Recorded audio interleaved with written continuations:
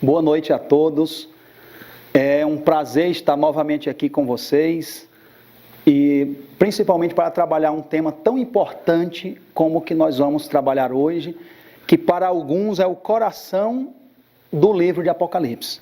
Nós vamos estudar e eu rogo ao Espírito Santo, minha prece ao Espírito Santo é essa, que ele me abençoe, que eu possa trabalhar com vocês hoje todo o capítulo 4 do livro de Apocalipse, que é a visão do trono de Deus. Nós vamos ter mais ou menos 1 hora de aula e eu já quero alertá-los que na escola sabatina nós levamos 4 horas para trabalhar o capítulo 4. Então eu terei que fazer algumas abreviações aqui, não vai ser possível abordar todos os textos que eu gostaria de trabalhar para explicar esse capítulo 4 de Apocalipse, Rubem. É interessante, o livro como um todo de Apocalipse, ele está estruturado nas famosas séries de 7. Marcos, nós temos 7 igrejas, há os 7 selos, as 7 trombetas, os 7 castiçais, as 7 últimas pragas após o fechamento da porta da graça, lá de Apocalipse 22:11. Então o número 7, ele tem um papel muito importante no livro. Vocês saberiam me dizer aqui a diferença dos 7 selos para as 7 trombetas, em termos de qualidade, qual é a natureza de um e qual é a natureza do outro? Os 7 selos, eles são advertências de Deus para a igreja, para o povo de Deus, para qualquer pessoa que em qualquer época tenha confessado ser um seguidor de Cristo. Então os selos, eles vão cobrir todo o período da igreja. Enquanto as 7 trombetas são advertências de Deus para o povo que nunca aceitou a Cristo, para os ímpios. E é interessante que dentro do bloco dos 7 selos, nós temos um bloco de 4, e dentro do bloco das 7 trombetas, nós temos um bloco de 3. Vocês sabem qual é o bloco de 4 dentro dos 7 selos? São os 4 cavaleiros. Enquanto que nas 7 trombetas, o bloco de 3, que é um conjunto que é especificado, qual é? Os 3 ais. Primeiro ai, segundo ai e terceiro ai. Então, esse capítulo 4, que nós vamos estudar agora, ele forma um bloco, Rubem, com o capítulo 5. Então, a unidade temática e literária aqui são os capítulos 4 e 5. É um bloco, o que nós chamamos em teologia de perícope. Então, a perícope aqui são os capítulos 4 e o capítulo 5. E a passagem trampolim, que introduz o capítulo 4, ela está bem aqui no capítulo 3, vou ler com vocês o capítulo 3, versículo 21, tá? É o que nós chamamos de passagem trampolim, ela que vai fornecer a base para essa estrutura que nós vamos começar estudando hoje. Hoje eu não terei tempo para abordar o capítulo 5, eu quero investigar com vocês aqui o capítulo 4 de Apocalipse, que é a visão do trono de Deus. Mas vamos ver esse versículo que é o trampolim para o capítulo 4. Volta um pouquinho no capítulo 3. Vamos chegar até o capítulo 4, para a gente ter uma estrutura na mente aqui. O capítulo 1 de Apocalipse, ele trata sobre o que, Marcos? Capítulo 1, os primeiros 8 versículos é o prólogo, e depois do prólogo nós temos a visão, a primeira visão de João, o vidente de Patmos, a visão de Cristo, de Jesus glorificado. Então o capítulo 1 é isso, é o prólogo de Apocalipse e a visão de Cristo glorificado, a primeira visão que João teve. Os 2 capítulos seguintes, o capítulo 2 e o capítulo 3, são as cartas às igrejas. Capítulo 2, a carta a Éfeso, Esmirna, Pérgamo e Tiatira. Capítulo 2. Capítulo 3, nós temos Sardes, Filadélfia e Laodiceia. E agora no capítulo 4, nós vamos iniciar o estudo aqui sobre a visão do trono de Deus. Pela primeira vez, as cenas agora vão se deslocar da Terra, do planeta Terra, as cenas ocorrem no céu. Porque no 2 e no 3, nós tínhamos as cartas às igrejas. E representando por Cristo, caminhando entre os castiçais, era a presença de Cristo ali com a sua igreja, tá? Mas agora não. Agora a visão vai ocorrer no céu, a visão do trono de Deus. E ao mesmo tempo que a cena muda da terra para o céu, a linguagem também muda muito. As visões do capítulo 2 e do capítulo 3 eram visões relativamente simples. A linguagem era direta, eram fáceis de entender. Agora aqui, as realidades são mais complexas. Começa um estilo propriamente apocalíptico. Os símbolos são mais complexos de interpretar e exigem um pouco mais de atenção, até para não chegarmos a conclusões equivocadas. Se você não entender esse capítulo 4 e o 5, você não vai entender o restante do livro. Você vai se perder, porque ele é justamente o fio diretor de todo o restante do livro. Vamos entender primeiro esse versículo trampolim. Volta um capítulo 3, versículo 21. Ao vencedor, dar-lhe-eis sentar-se comigo. Quem que está falando? Cristo, né? O próprio Jesus falando. Ao vencedor, dar-lhe-eis sentar-se comigo no meu trono. Assim como também eu venci e me sentei com meu Pai no seu trono. Aqui nós temos duas partes nesse versículo trampolim. A primeira parte, Cristo faz uma promessa aos vencedores. Ele diz que aquele que vencer vai ser dado um galardão de poder sentar-se e compartilhar o trono junto com Cristo, no governo de todo o universo, depois que for banida para sempre a rebelião do pecado. Essa é a primeira promessa. Agora, a parte B do versículo 21 diz que ele, assim como ele venceu e sentou-se no trono do Pai, junto com o Pai. Aqui o versículo se divide em dois. A primeira parte do versículo, ela vai se cumprir lá no capítulo 7. É só quando for banida a rebelião do pecado que toda a igreja redimida partilhar o trono do universo junto com Cristo. Mas essa segunda parte, assim como também eu venci e me sentei com meu Pai no seu trono, é o que nós vamos investigar hoje. É o bloco dos capítulos 4 e 5. Vocês vão entender que esse bloco 4 e 5, ele não é para o futuro em relação ao tempo de João. Ele é lá no passado. E eu vou explicar isso, é uma questão do pensamento hebraico. Nós temos aqui um parênteses, Rubem. Na verdade, esse bloco temático, 4 e o 5, eles são parênteses dentro da estrutura da narrativa.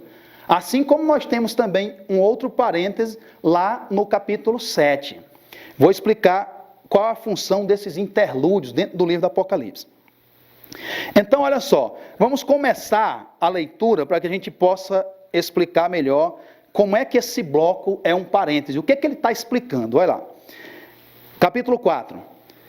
Depois destas coisas, olhei, e eis não somente uma porta aberta no céu, como também a primeira voz que ouvi, como de trombeta ao falar comigo, dizendo: sobe para aqui, e te mostrarei o que deve acontecer depois destas coisas.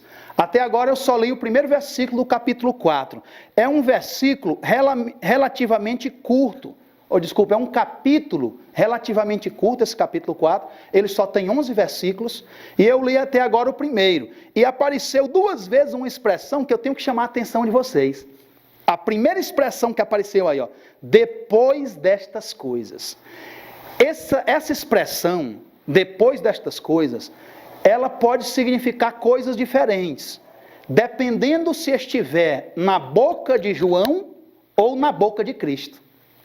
Na boca de João, significa só uma deixa linguística, um marcador verbal, dizendo que vai mudar o foco da visão, quando é João falando. Então, depois destas coisas, quando é João falando, não necessariamente há uma ordem cronológica. Não é que o que depois destas coisas vem depois do que João acabou de falar. Para entendermos isso, vamos lá para o capítulo 7 de Apocalipse. Você tem aqui, no começo do capítulo 7, passa um pouquinho sua Bíblia, ele diz: depois disto, ele já abre com essa expressão que eu estou analisando com vocês. É João falando, depois disto, isso não significa uma sequência cronológica. Significa o quê? Quando você vai lá para o versículo 9 do capítulo 7, ele diz de novo, ó, depois destas coisas, localizaram aí no versículo 9, significa simplesmente que ele mudou o foco dos 144 mil e agora vai abordar a grande multidão. Porque são os dois blocos aí do capítulo 7. Até o versículo 8, nós temos a análise dos 144 mil. E do 9 até o 17, nós temos a estrutura da grande multidão. Que nós vamos depois analisar aqui com vocês, representa a mesma realidade, só que de um outro ponto de vista. Nós temos que analisar com bastante calma esse capítulo 7. Mas o que eu quis mostrar aqui, que o depois destas coisas, quando está na boca de João, não é necessariamente o que vem a seguir, mas é uma deixa linguística para que o foco da visão vai mudar. Então aqui, vamos voltar para o capítulo 4. Olha só, depois destas coisas, olhei, e eis não somente uma porta aberta no céu, não é uma porta aberta para o céu, não é um buraco de minhoca que vai transportar com velocidade o vidente para o céu, não é isso. É uma porta aberta no céu e não para o céu. Significa simplesmente a porta do templo celeste, cuja cópia do santuário aqui que já houve, o santuário terrestre, era só uma cópia esmaecida. Nós vamos ver que há um templo, há um santuário nos céus, glorioso, majestoso, onde está o trono de Deus, do Deus Todo-Poderoso. E aqui ele diz que tinha uma porta aberta no céu, e ele ouviu, a primeira voz que ele ouviu, lá em Apocalipse 1:10. Lembra que ele disse que estava num sábado de joelhos, orando, no Kyriake Remera, no dia do Senhor. Por que essa expressão só aparece uma única vez na Bíblia toda, Kyriake Remera, o dia do Senhor? Porque era tanto um dia de sábado, o dia de adoração semanal, como também era o dia escatológico. E para a junção dessas duas funções, o sábado semanal com o sábado escatológico, o dia do Senhor escatológico, quando ele virá para trazer o seu reino de justiça para esse mundo rebelde, o único ponto do universo que se mantém rebelde à lei de Deus, é também denominado de dia do Senhor. E aí, lembra que ele disse que estava orando no Kyriake Remera, no dia do Senhor, num sábado, e aí uma voz como de trombeta falou com ele, e era Cristo glorificado, justamente a visão de Cristo glorificado. Ele diz agora que essa mesma voz que ele ouviu na primeira visão, nós não sabemos quanto tempo passou da primeira visão para essa visão que estamos estudando aqui, para essa visão do trono de Deus. Não se sabe quanto tempo depois, mas ele ainda estava preso na ilha de Patmos. Também a primeira voz que eu ouvi como de trombeta ao falar comigo, e Jesus chama para ele subir agora, sair do planeta Terra, ele irá contemplar realidades celestes, coisas muito mais elevadas, e Cristo mostraria para ele o quê? O que deve acontecer depois destas coisas. Só que agora o depois destas coisas está na boca de Cristo. Aí agora, quando essa expressão depois destas coisas está na boca de Jesus, significa depois do tempo de João. Depois do próprio tempo em que João está, do presente de João, que para nós hoje é o passado. Então, na verdade, depois destas coisas, dialoga lá com o versículo 19 do capítulo 1, que eu convido vocês a analisarem comigo. Vamos ver aqui, versículo 19 do capítulo 1. A ordem que João recebe para escrever toda a revelação. Escreve, pois, as coisas que viste e as que são. Olha só, essas que são é o tempo de João, é o depois destas coisas lá do capítulo 4 que nós estamos avaliando. E as que são, e as que hão de acontecer depois destas quais? As que são. Se você olhar o versículo 19 sozinho, você vai entender que o depois destas é depois das que são, que era o tempo presente de João, que na verdade Cristo estava dizendo que iria mostrar para João o que iria acontecer depois das 7 igrejas. Éfeso, Esmirna, Pérgamo, Tiatira, Sardes, Laodiceia, e Filadélfia e Laodiceia. Cristo estava dizendo, olha, agora que você viu a realidade das igrejas, porque é o seguinte, gente, aquelas 7 igrejas, as cartas às 7 igrejas, são diversas hipóteses. Por que as cartas são dirigidas especificamente para estas igrejas? Levantaram-se muitas hipóteses. A primeira delas é porque seriam as igrejas que João pastoreava. Ele era pastor daquelas comunidades e ele recebeu a incumbência de escrever para aquelas 7 igrejas da Ásia. Não é a Ásia que nós conhecemos hoje, é a Ásia Menor. Na verdade, é o sudoeste da atual Turquia. Então, é muito menor ainda do que a Ásia Menor. Muito menos, não é o continente asiático. Era a província romana da Ásia, que é a atual Turquia, ficava ao sudoeste hoje da atual Turquia. É a primeira hipótese. Uma outra hipótese é que aquelas 7 igrejas, elas estavam experimentando situações que serviriam de modelo, de paradigma para os crentes de todas as gerações. Elas estavam vivenciando problemas, que a soma desses problemas seriam as dificuldades que todas as igrejas iriam enfrentar do tempo de João até o tempo do fim. É uma outra possibilidade. A outra possibilidade é justamente por causa do número 7. Por que foram 7 igrejas? Por causa do número 7, que tem um papel especial dentro do livro de Apocalipse, representando plenitude e também a divindade. Mas hoje, estudos modernos mostram que uma carta enviada partindo da ilha-prisão de Patmos, onde João estava preso, ela seguiria justamente essa rota, era uma rota postal romana. Saindo de Patmos, o ponto mais próximo seria Éfeso, depois Esmirna, depois Pérgamo, Tiatira, Sardes, Filadélfia e Laodiceia. É uma rota postal romana. Mas é claro que há uma aplicação das 7 igrejas, cobrindo 7 períodos no tempo da caminhada da igreja nesse mundo tenebroso. Entendam que essa interpretação, ela não emerge diretamente das Escrituras, não emerge do texto. Não é pela exegese do texto que você vai chegar a essa conclusão. Só que nós temos que reconhecer que seria muita coincidência aqueles exatos 7 períodos e a exata característica de cada igreja. Então nós concordamos hoje que as 7 igrejas também representam profeticamente a história da igreja em todo o período, desde a época apostólica até o tempo do fim, até a última igreja remanescente que estaria viva na terra quando Jesus entrasse na nossa realidade uma segunda vez. Mas entenda que aqui, depois destas coisas, eram aquelas 7 igrejas, é o texto original, tá? É a aplicação primária do texto. Olha, João, vem para cá, que agora eu vou te mostrar o que vai acontecer depois destas 7 igrejas da época de João.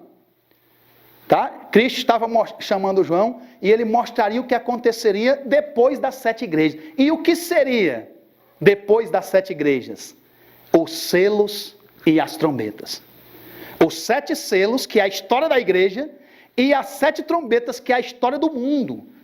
Então, Cristo está dizendo para João que mostraria para ele em visão a história da igreja por meio dos selos e a história do mundo por meio das trombetas.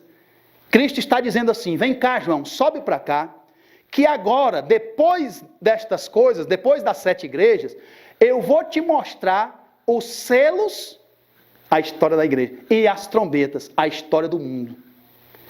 Agora, curiosamente, Cristo faz essa promessa, dizendo que mostraria o futuro para João. Nós temos aqui os 2 capítulos que eu estou analisando, esse bloco 4 e 5, que não são futuro, são passado. Vocês vão já entender que esse bloco temático, ele mostra a entronização de Cristo, Marcos. Quando Cristo morre na cruz, ressuscita ao 3º dia, ele é morto numa sexta-feira.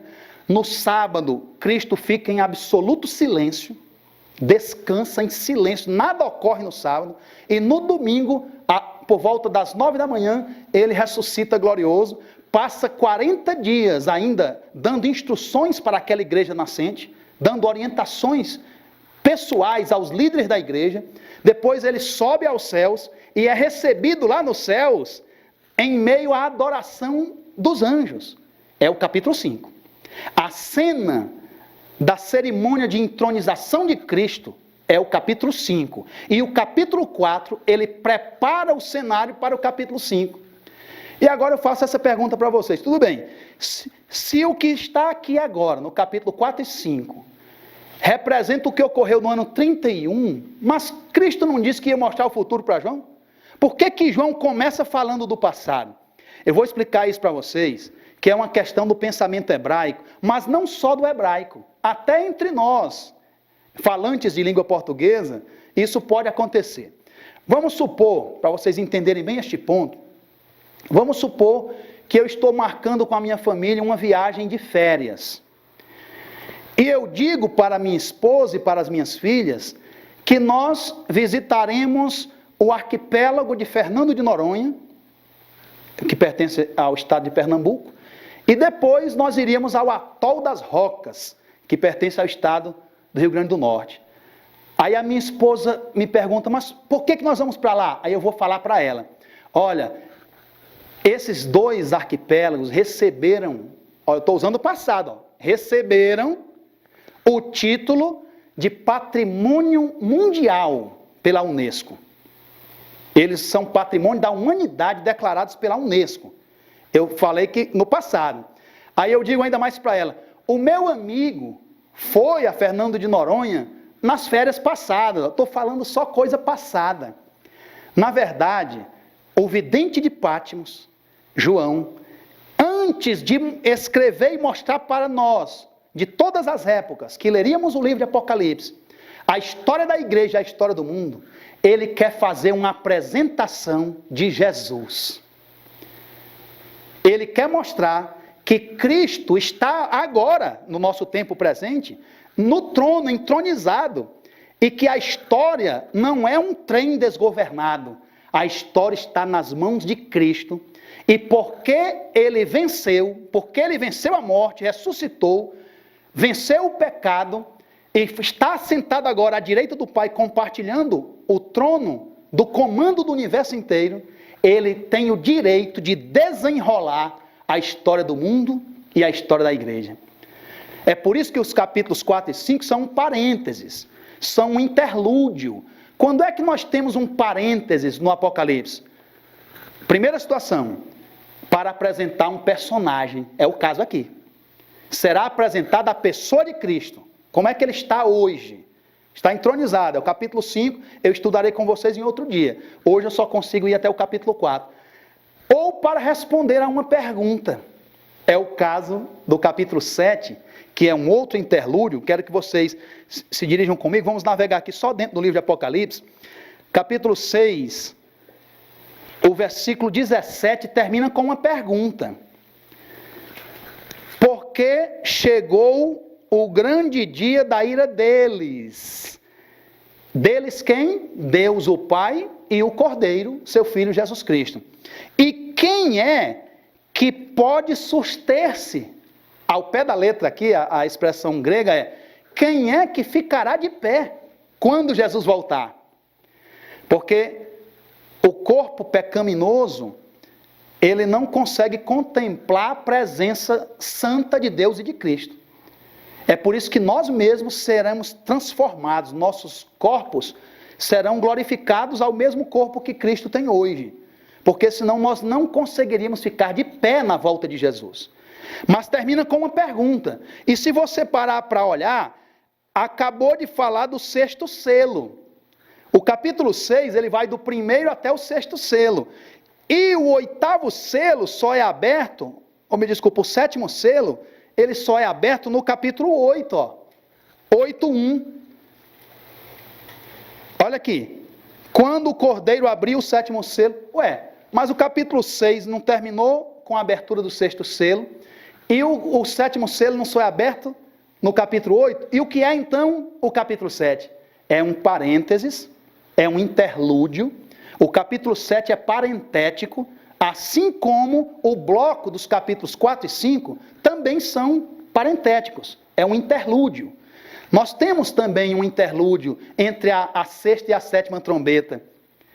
O interlúdio aí entre a sexta e a sétima trombeta é de Apocalipse 10, versículo 1, até Apocalipse 11, versículo 14. Todo esse bloco de 10, 1 até 11, 14 é um parênteses entre a sétima e a oitava trombeta. Agora, voltando aqui para a nossa análise da visão do trono, no capítulo 4, que é o que vamos investigar hoje, nós temos a visão do trono de Deus. Na história da nossa humanidade, e ao mesmo tempo na busca de Deus por nos salvar, a poucas pessoas foi dado, Marcos, o privilégio de contemplar a glória do trono de Deus, onde Deus está assentado. Onde as decisões mais importantes do universo são tomadas. Poucas pessoas tiveram esse grande privilégio. Lá há 15 séculos antes de Cristo, Moisés teve esse privilégio. Se você anotar aí, Êxodo, capítulo 24, versículo 10. Vou pedir para vocês tomarem notas de alguns textos. E eu quero que em casa, com oração, vocês possam ler a todos esses textos que eu vou só citar, mas por uma questão econômica, eu não vou ler aqui com vocês. Mas Moisés também teve a visão do trono. Mais de 100 anos antes do profeta Isaías, Micaías teve uma visão também do trono de Deus. Anota para ler esse texto em casa, 1 Reis, capítulo 22, versículo 19. 1 Reis 22, 19. O próprio Isaías, o profeta Isaías, no capítulo 6, eu quero que você leia em casa os 5 primeiros versículos. Leia aí, Isaías 6, do 1 ao 5.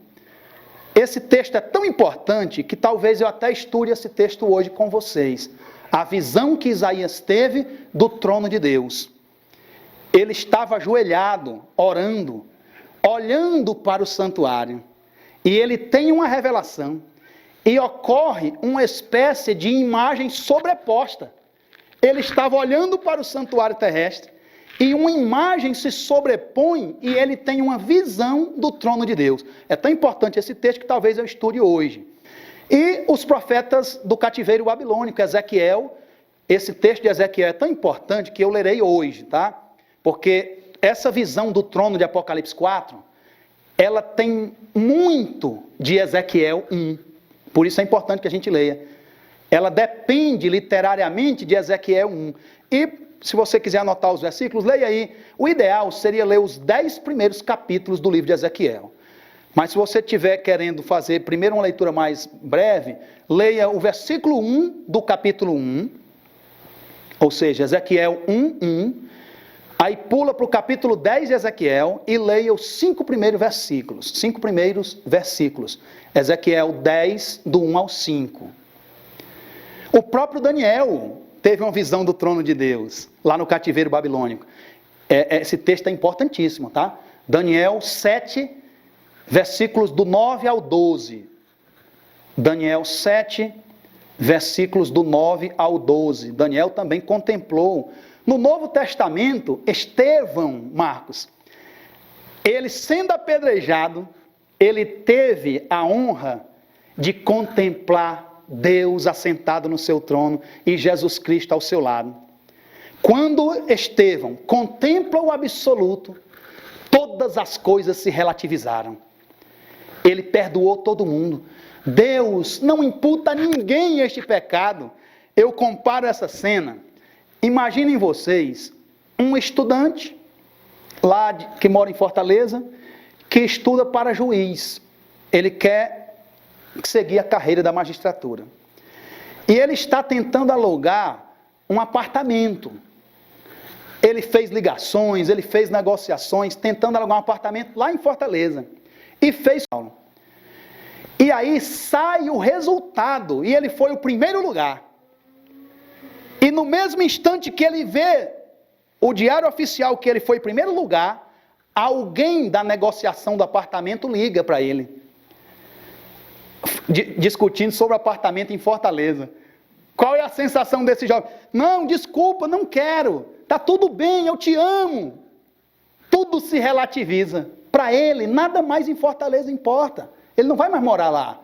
Ele agora vai ser juiz no Tribunal de Justiça de São Paulo. Quando Estevão vê Deus assentado no seu trono, poucos profetas tiveram essa graça de contemplar o trono de Deus. Nós vamos estudar hoje. Tudo se relativizou. Ele pede para o Pai não imputar àquelas pessoas o pecado por aquele apedrejamento de um santo inocente. O próprio Paulo, que ainda era Saulo, estava guardando as vestes daqueles que apedrejavam Estevão. E o interessante é que muito provavelmente Deus atendeu essa prece de Estevão. Aquele pecado não foi imputado. Não significa que os outros que aquelas pessoas vieram a praticar não esteja aí nos livros, nos registros, e essas pessoas terão de prestar contas. Mas muito provavelmente, pelo amor de nosso Deus, ele ouviu aquele santo. Aquele pecado lá não foi registrado. Mas ninguém sabe o resto da vida daquelas pessoas. É muito bonito saber que Deus está num trono. A Bíblia retrata Deus como sentado no seu trono glorioso. Queria ir com vocês, marca aí o capítulo 4 de Apocalipse, e vamos até Salmos, capítulo 11. Salmos, capítulo 11. Eu vou ler o versículo 4.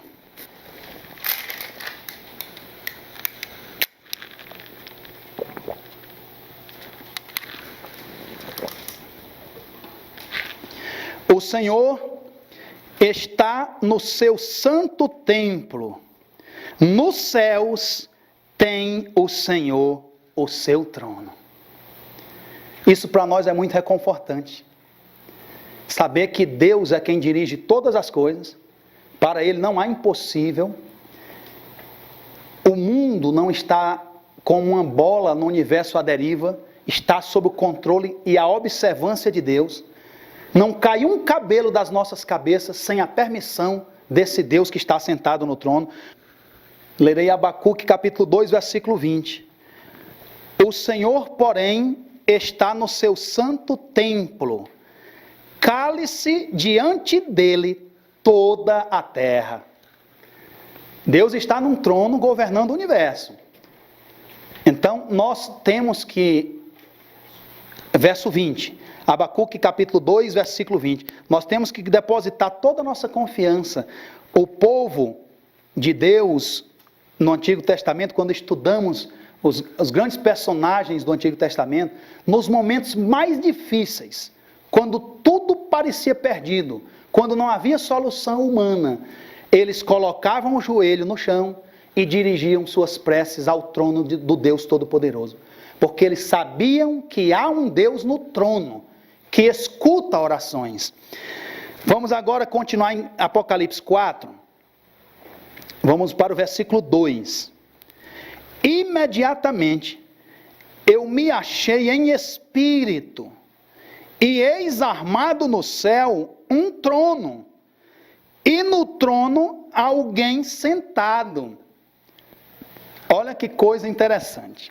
A primeira coisa que João vê no capítulo 4 é o trono, não é Deus. Aliás, Deus não é o objeto aqui do capítulo 4. Ele é descrito apenas, João não usa nem o nome Deus, ele usa aquele que está sentado no trono, tendo o próprio trono como referência.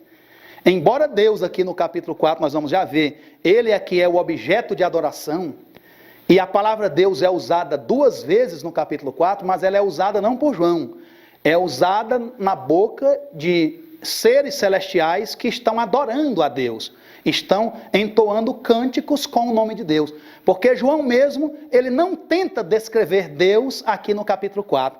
E é interessante que, embora eu tenha dito para vocês que o capítulo 4 e o 5 formam uma perícope, uma unidade temática, eles também são diferentes. Há uma diferença entre o capítulo 4 e o 5. Que se você não entender, você vai ter problemas depois, mais na frente, no livro de Apocalipse. A diferença é a seguinte: no capítulo 4, nós temos uma descrição do trono como todas as outras visões do trono do Antigo Testamento.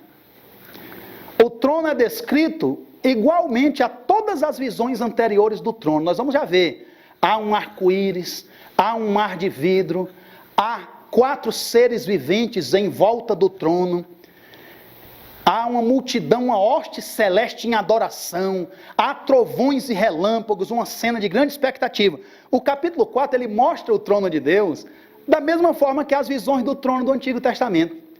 Mas o capítulo 5 é diferente. Não é igual a todas as outras visões do Antigo Testamento. Isso mostra que o que há no capítulo 5 é um ponto específico da história. Não é só uma descrição do trono, mas é um evento específico no tempo, que no caso foi no ano 31, quando Cristo é aclamado vitorioso em meio à adoração de toda a Assembleia Celestial. Quanto tempo durou essa cerimônia lá no céu? Que nós vamos estudar no capítulo 5. Durou 10 dias. A cerimônia inteira dura 10 dias. Como é que nós sabemos? No capítulo 5, que nós vamos estudar depois, no versículo 6, é dito que ao final dessa cerimônia, o Espírito Santo é enviado sobre toda a terra, que no nosso planeta correspondeu ao dia de Pentecostes, descrito lá em Atos, capítulo 2, versículos 32 a 36. E agora você raciocina comigo. Cristo, ele ressuscita, quantos dias ele ainda apareceu aqui, ele ficou aqui aparecendo e dando instruções à igreja? 40. E o Pentecoste foi 50 dias após a ressurreição de Cristo. O Espírito Santo foi derramado 50 dias. Esses 10 dias foi o evento magnífico, o evento mais importante da história da humanidade. Quando Cristo é entronizado nos céus, a própria questão que foi levantada por Satanás nos céus, sobre se a lei de Deus era justa, ou se eles podiam, por eles mesmos, decidirem o que era bem e o que era mal, a própria questão que foi levantada lá, a rebelião de Lúcifer, quando o Apocalipse diz que houve guerra no céu, foi uma guerra de ideias, tá? Houve uma guerra de ideias lá no céu. E é interessante que Lúcifer é expulso do céu. Esse ponto é um marco para Lúcifer. Quando ele é expulso do céu, significa que a sentença dele era irrevogável. Não haveria mais perdão para Lúcifer. No momento da expulsão. Só que ainda havia dúvidas na mente dos seres inteligentes que Deus criou, seres morais e livres. Deus não criou nenhum ser sem a capacidade de desobedecê-lo. Deus sempre distribuiu graciosamente o livre-arbítrio.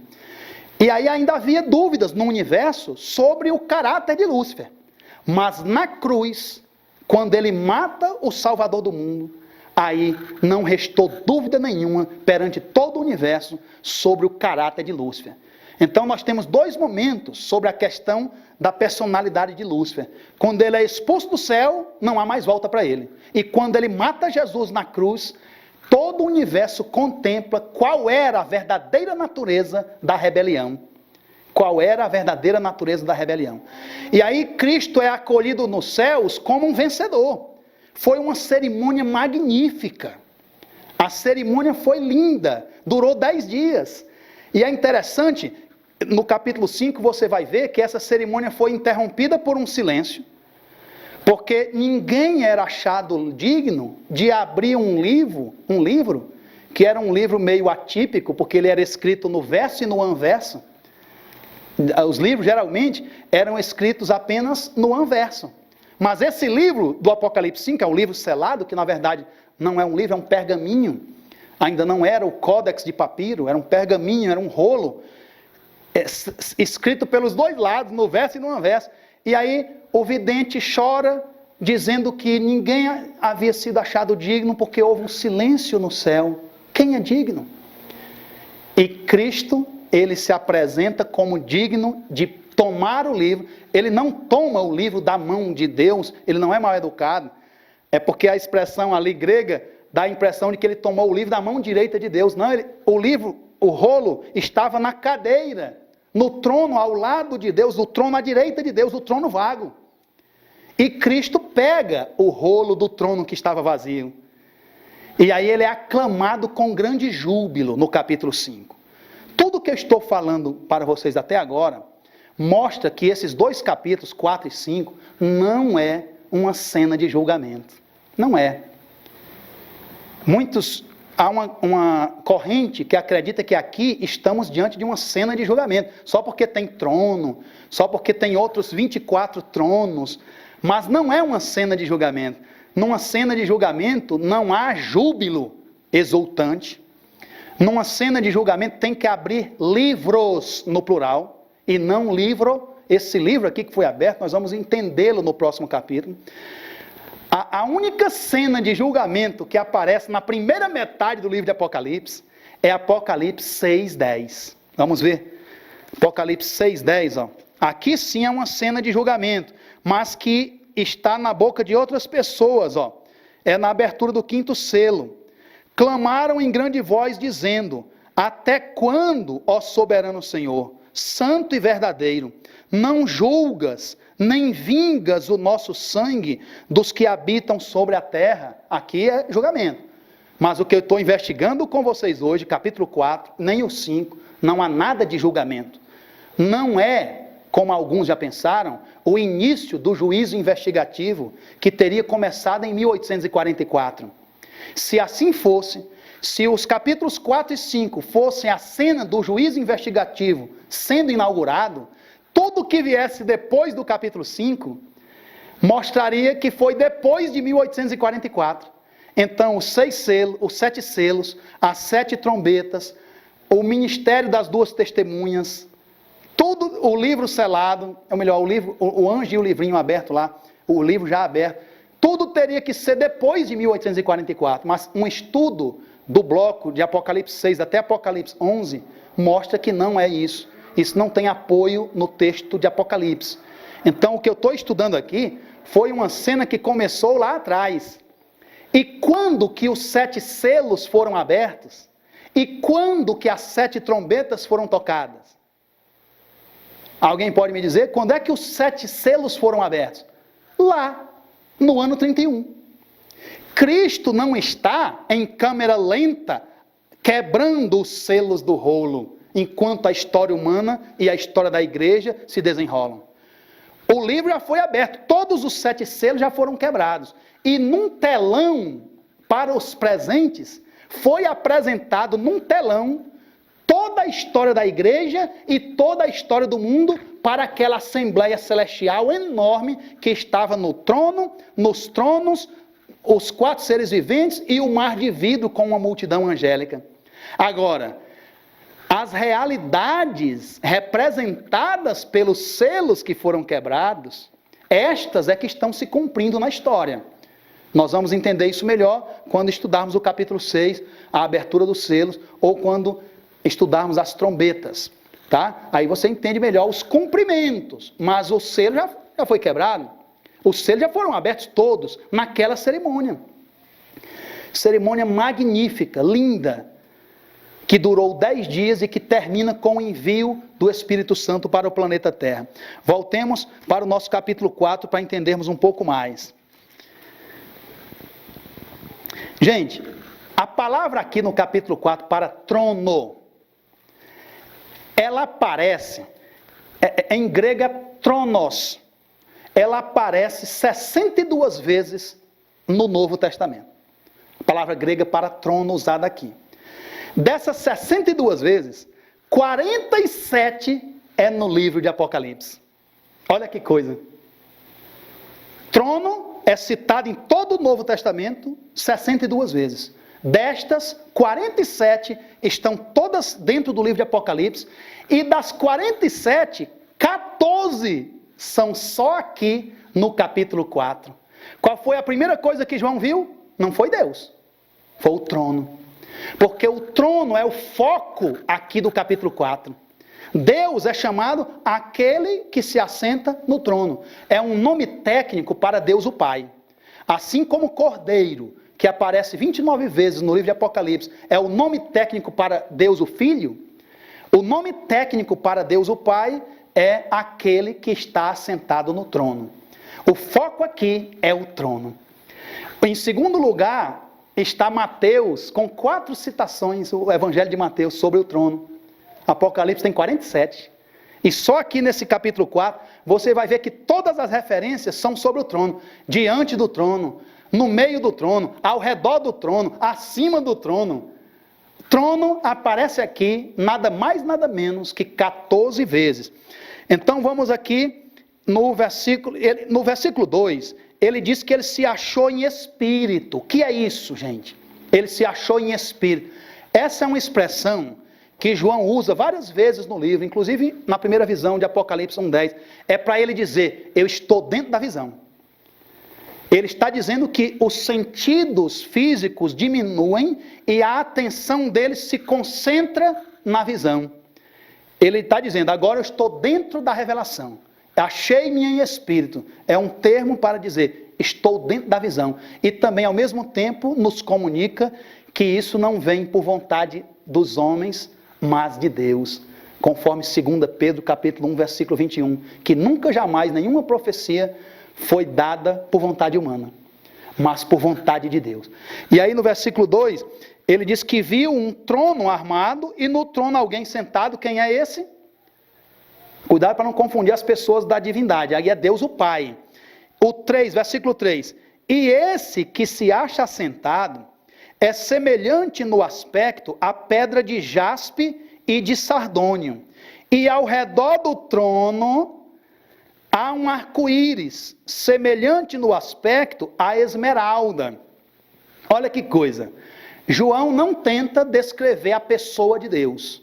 Embora Deus possua um corpo, Deus não é, como alguns credos aí da cristandade, um espírito puríssimo que está em tudo e tudo é Deus, quase que um panteísmo. Deus está localizado, ele tem uma porção, não é esse o Deus que emerge da Bíblia. Esse Deus sem corpo, sem ponto, sem circunferência, sem paixões, sem vontade, esse não é o Deus bíblico, é o Deus dos filósofos gregos. Notadamente a filosofia platônica e aristotélica, que trouxeram esse Deus que fica quase que esvaziado da sua realidade. Mas o Deus bíblico, os anciãos, eles viram os pés de Deus, Moisés olhou Deus face a face, ele escreveu com o dedo de Deus as tábuas da lei, as 2 tábuas da lei, ele andava no Éden com Adão e Eva. Deus é real, ele tem um trono, está sentado no trono, agora ele projeta o seu poder e a sua consciência em todo o universo, mas ele está localizado num lugar. E aí João não tenta descrever Deus, porque nem é o objetivo dele, ele usa a figura de pedras preciosas para descrever o Senhor. No mundo antigo, todas as pedras preciosas poderiam ser resumidas nessas 3: jaspe, sardônio e esmeralda.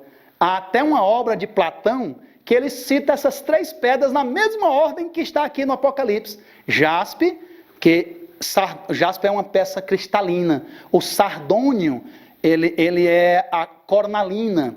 Pode ser também chamado como rubi. Algumas traduções vertem aqui, o sardônio é uma pedra vermelha, pode ser chamado de rubi. E a esmeralda, que é uma pedra esverdeada. Então o jaspe, é a jaspe cristalizada, ela é transparente. Aí o sardônio, ou a cornalina, ou o rubi, é vermelho, e a esmeralda é verde. No mundo antigo, elas representavam todas as pedras preciosas. E é interessante que essas pedras, elas estão lá no peitoral do sacerdote. Veja depois em casa, Êxodo, capítulo 28, versículos do 17 ao 20, as 12 pedras no peito do sacerdote, do sumo sacerdote, representavam as 12 tribos de Israel. E a primeira pedra, que representava o filho mais velho de Jacó, que era Rúben, era o sardônio.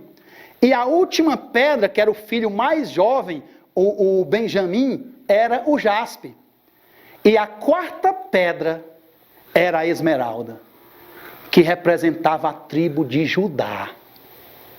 Olha aí, as 3 pedras usadas em Apocalipse para representar Deus, Elas eram o filho mais velho, Rúben, o filho mais novo, Benjamim, e Judá, de onde proviria o verdadeiro Messias, o prometido de Deus, o Salvador do mundo, que inauguraria um reino que jamais vai ter fim, um reino de justiça, onde não haverá morte, nem choro, nem depressão, onde nós vamos receber o galardão prometido lá em 1 Coríntios, capítulo 3, versículo 14, que esse galardão aqui no livro, no capítulo 4, ele vai ser representado como a coroa dos vencedores.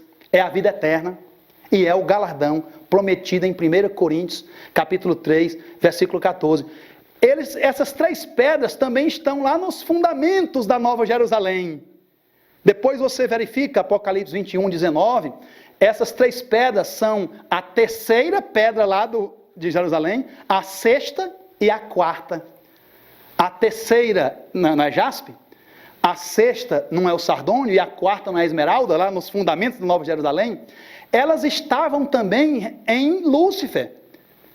Se você olhar lá em Ezequiel, capítulo 28, versículo 13, diz que Lúcifer andava adornado com 9 pedras preciosas. Dessas 9, 3 eram o jaspe, o sardônio e a esmeralda. Aquelas pedras representavam todas as capacidades de Lúcifer, o poder que foi dado a ele. Todas as capacidades. Só que essas capacidades tinham sido dadas por Deus para que ele servisse aos seus irmãos. E ele, com orgulho, olha para si mesmo, se admirando com aquelas 9 pedras preciosas que lá representavam as faculdades mentais elevadas que Lúcifer tinha e as capacidades de poder que ele tinha para servir no céu. E ele se exalta. Depois você olha lá nesse texto que eu passei, de Ezequiel 28, versículo 13, primariamente é o rei de Tiro, mas nós sabemos que a aplicação é a Lúcifer, exaltado e orgulhoso nos céus. Então Deus é representado aí por essas 3 pedras preciosas, que representavam todas as pedras preciosas do mundo antigo, que até numa obra de Platão, como eu falei, é citado. Vamos agora para o versículo 4. Ao redor do trono, olha aí Marcos, sempre o trono. Ao redor do trono há também 24 tronos, e assentados neles 24 anciãos, vestidos de branco, em cujas cabeças estão coroas de ouro. Eu falei que no capítulo 4, a descrição do trono de Deus é equivalente a todas as descrições do trono do Antigo Testamento. Menos um detalhe: os 24 anciãos. Esse grupo não é visto por nenhum outro profeta que contemplou o tempo de Deus. É a primeira vez que eles aparecem numa visão do trono. Isso mostra, Rubem, que eles são um grupo novo no céu. Eles, de alguma forma, são um grupo novo naquele ambiente. E eu vou já mostrar para vocês que eles foram introduzidos aqui no capítulo 4, antes da festa, da cerimônia, porque eles foram introduzidos na sala do trono, na cerimônia, na preparação da cerimônia. Eles são introduzidos aqui, na preparação para a festa. Ou seja, há o trono de Deus, e ao redor do trono de Deus, 24 tronos menores. Imagine aí um relógio com as suas 12 divisões, e em cada espaço, entre uma hora e outra, você bota mais outra divisão, para que dê 24 divisões. Então você tem 6 tronos em cada quadrante, dispostos em círculo ao redor do trono de Deus. Que grupo é esse? Alguns teólogos levantaram a tese de que eles são governantes de outras partes do universo, mundos que não caíram, que não desobedeceram a Deus e que ainda estão conectados com a graça de Deus, mundos que não se rebelaram, porque Deus é justo. Em todos os mundos que Ele criou, houve um teste, mas só o nosso planeta caiu, mas Ele não é injusto. Todos os outros planetas foram testados, mas o planeta Terra se rebelou. O apóstolo Paulo fala, porque esses outros mundos do universo, eles sabem da nossa existência, mas não são, como a TV pinta, pessoas que vão aparecer aqui com disco voador, com metralhadora na mão. São seres santos, que nunca se separaram de Deus. Eles sabem da nossa existência. O apóstolo Paulo diz que o planeta Terra virou palco para o universo. Esses outros mundos não caídos no universo. E é interessante que quando Jó, lá no livro de Jó, quando Lúcifer se apresenta junto com esses outros governantes no céu, Lúcifer se apresenta como governante aqui desse planeta. Porque quando Adão se submete a Lúcifer, ele agora é servo de quem ele obedeceu. E agora Lúcifer realmente dominou aqui o planeta, ele foi chamado de príncipe deste mundo.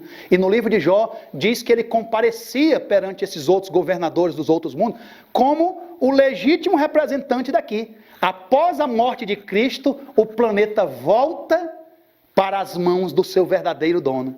Hoje, os dois que são responsáveis pelo nosso planeta é Cristo e o anjo Gabriel. Ele é o segundo responsável aqui pelas coisas do planeta. Ele aparece a Maria, ele ajuda Daniel na interpretação do seu livro. Ele, muito provavelmente, é o anjo também aqui, assistente de João, na visão de Apocalipse. E aí, eu pergunto a vocês, essa tese de que são governantes de outros mundos, ela não é compatível com o texto de Apocalipse. Sabe por quê? Porque aqui é dito que eles tinham coroas de ouro. A palavra coroa aqui do grego, há duas palavras em grego no Apocalipse, as duas são usadas no livro, para coroa em português. Há duas. Todas duas aparecem aqui no texto de Apocalipse. Essa palavra que apareceu aqui em Apocalipse 4, que os 24 anciãos têm essa coroa na cabeça de ouro, é a palavra Stefanos. Stefanos é a coroa do vencedor.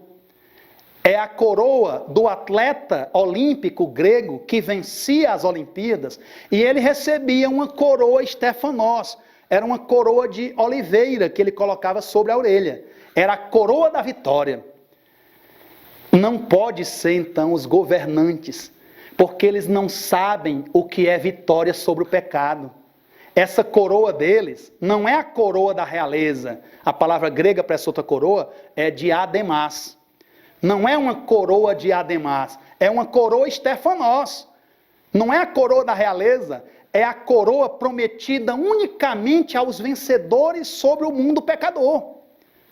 Você pode ver que essa coroa, ela foi prometida somente para aqueles que vencerem o pecado e permanecerem fiéis a Deus. Vamos olhar lá em Apocalipse, capítulo 2, versículo 10.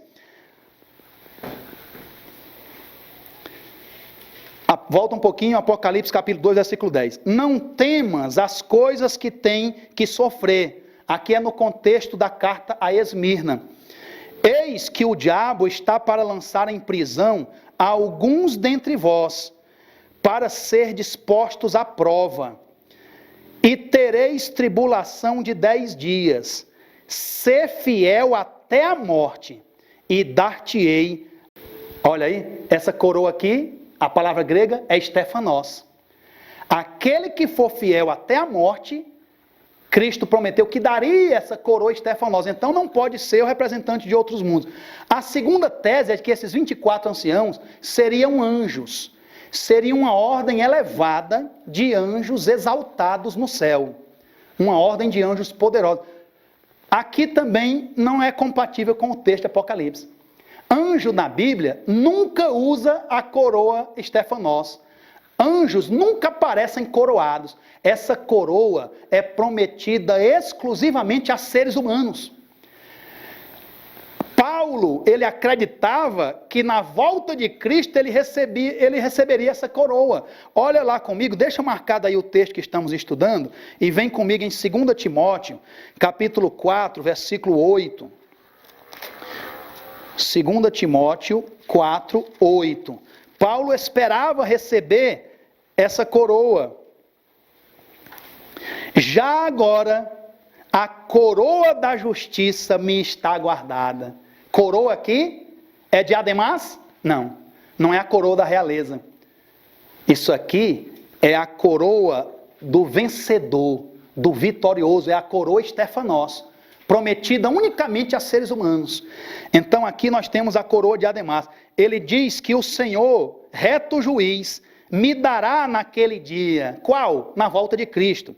E não somente a mim, mas a todos os adventistas. Olha que coisa! Diz que não somente a Paulo, mas a todos os adventistas. Aqui na minha tradução está, a todos quantos amam a sua vinda. São os que são apaixonados pela segunda vinda de Cristo. Não só adventista, a igreja, mas todos quantos amam a vinda do Senhor. A todos os adventistas. Todo cristão que aguarda com fremente expectativa a entrada de Cristo na nossa realidade uma segunda vez. Paulo estava aguardando essa coroa. Tiago também. Vem comigo em Tiago capítulo 1, versículo 12. Tiago 1,12. Bem-aventurado o homem que suporta com perseverança a provação, porque depois de ter sido aprovado, há uma teoria no mundo evangélico, a teoria da graça irresistível, que diz que uma vez salvo, salvo para sempre. Eles acham que é como se fosse uma fórmula mágica. A pessoa só aceitou Cristo com a boca e agora nunca mais vai perder a salvação. Aceitou Cristo, continua mentindo, traindo a mulher, e eles acham que essa pessoa ainda vai ganhar o reino. Eles dizem assim, olha, o reino você já ganhou, porque você já aceitou Cristo uma vez. Agora, será que tu vai por cima ou tu vai por baixo? Olha que loucura, se desprendendo totalmente da Bíblia. Eles acham que o que aceitou Cristo com a boca, mas continua mentindo, traindo a mulher, vai passar pela grande tribulação. Enquanto o que se deixou transformar pelo Espírito e andou em novidade de vida aqui nesse mundo, esse não vai passar pela grande tribulação. Totalmente uma teologia muito rasa e totalmente deturpada.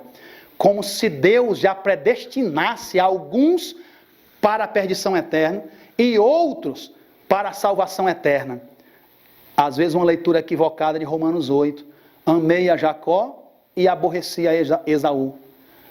Amei a Jacó para uma missão especial, ali não tem nada de salvação. Para a salvação em Cristo, tanto Jacó como Esaú eram eleitos. Agora, quando Deus comissiona para uma missão especial, aí ele pode escolher na sua soberania. Aqui Tiago diz, 1,12. Bem-aventurado o homem que suporta com perseverança a aprovação, porque depois de ter sido aprovado, receberá a Stefanos da vida, a coroa da vida, é a vida eterna, a qual o Senhor prometeu aos que o amam. Então não podem ser anjos. Outra circunstância que também não pode ser anjos. Esses 24 anciãos, eles estão assentados em tronos. Anjos na Bíblia nunca aparecem assentados em tronos. Eles aparecem na presença de Deus, em pé diante do Senhor. Eles nunca são retratados na Bíblia sentados em tronos. E a última coisa que elimina totalmente a possibilidade dessa interpretação de esses 24 anciãos serem anjos, é que eles receberam as vestes brancas. Diz que eles estão vestidos de branco. Embora anjos apareçam de branco, essas vestes aqui, da justiça de Cristo, só os seres humanos podem receber. Vamos ver comigo, Apocalipse capítulo 3, versículo 11.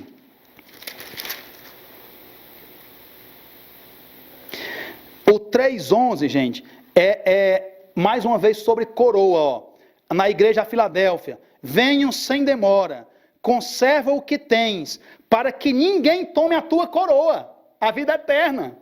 Nós temos que ainda manter-nos fiéis a Cristo. Não sermos como Demas, que tendo amado o presente século, naufragou na fé. Que tristeza, né? Alguém que aceitou Cristo como Demas, e Paulo diz que Demas, tendo amado o presente século, preferiu não ter essa coroa aqui. Agora, já que você está no capítulo 3, vai para o versículo 4. Tens, contudo, em Sardes, umas poucas pessoas que não contaminaram as suas vestiduras, e andarão de branco junto comigo, pois são dignas. Essas pessoas recebem as vestes brancas da justiça de Cristo. Vamos lá para o capítulo 6, versículo 11. Então a cada um deles foi dada uma vestidura branca. Olha só, as vestes brancas, elas só são prometidas, essas vestes brancas aqui, da justiça de Cristo, são prometidas apenas para os que permanecerem fiéis a Cristo. Então não são anjos, elas só foram prometidas a seres humanos. E o capítulo 7, versículo 11, ele já faz claramente uma distinção entre os anciãos e os anjos. Olha só, o versículo 11 está muito claro que os anciãos são um grupo diferente dos anjos. Leiam comigo. Todos os anjos estavam de pé rodeando o trono. Os anciãos, olha aqui, e os 4 seres viventes, e ante o trono se prostraram sobre o seu rosto e adoraram a Deus. Olha, capítulo 7, versículo 11, faz uma distinção muito clara entre os anjos e os anciãos. Então, esses anciãos, Marcos, eles são seres humanos que receberam o privilégio antecipatório de estar nos céus como primícias dos cristãos que vencerem, dos vencedores, como uma amostra da humanidade. Eles já estão lá. Mas como é que eles chegaram lá? Eles são um grupo novo. Eles apareceram agora no capítulo 4. Em nenhuma visão do trono, esses 24 anciãos apareciam. Eles estão lá para a festa. Como é que eles chegaram lá? Vem comigo em Mateus capítulo 27. Mateus 27. Eu vou ler desde o versículo 50 até o 53. Mateus, primeiro evangelho, capítulo 27, do 50 ao 53.